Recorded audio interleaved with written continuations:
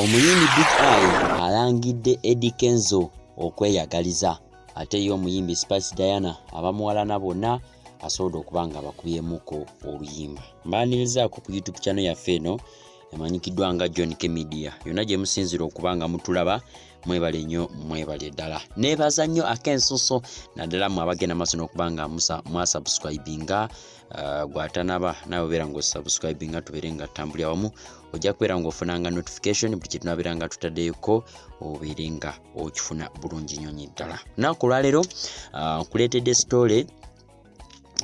story nyingi nnyo naye njagala kutandikako ne story ya mwana mulenzi amanyikiddwa nga Ibrahim Mayanja abasinga gwe manyi nga Big Eye yenna nyini Big Music alina oluyimba baaba olutubye kumpi omwaka ogw'entunya ne guno eno omwaka husband material.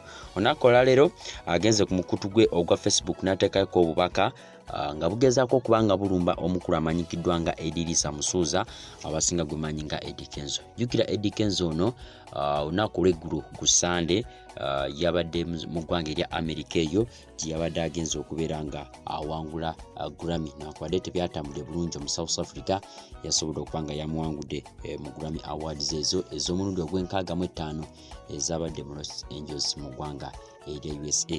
Okusinziira ku Big Eye agamba nti gano ge mazima agakaawa okusinziira ku kiwandiiko kyasobodde okuba nga yawandise. Yaso n'agamba kyannaku nnyo oba kyamukisa mubi okubeera nga neiba waffe tyasobodde okuba nga yawangudde Grammy Award naye yalowooza nti singa Eddie Kenzo abeera nga ng'akwataganye wamu n'abayimbi ogeza oba nga Big Eye nga kennyini oba Azawi oba Daddy Andre oba Epasi oba Fik Fameka oba Spice Diana oba Shiba oba Lydia Jasmine oba Lema oba omuyimbi yenna nti singa baali bakwatiraganira wamu osanga bandibadde balina za awards nga mpitirivu nnyo mu ggwanga erya Uganda. Naye agamba naye ssebo omwana nniga oyo golaba agenda n'afuna zi contacts bwe wabaawo connection tasharinga n'abayimbi banne mu ggwanga erya Uganda abyesigaliza yekka. Kale omuntu ng'oyo abatasaana kubeera ng'akozesa n'emmoto yaffe ya Uganda for God and my country aba alina kubeera ng'akozesa for God and myself okitegeera. So ye muyimbi oyo amanyikiddwa nga Big Eye bw'avuddeko n'alumba omukulu amanyikiddwa nga Eddie Kenzo nga kigambibwa nti Eddie Kenzo kubanga Eddie Kenzo ntumulabye gye buvuddeko yawangula BET Award abadde nominated mu Grammy. Actually Munnayuganda yekka asoose okubanga ali nominated mu Grammy Awards. Tewaliwo Munnayuganda yali ng'abaddeko nominated.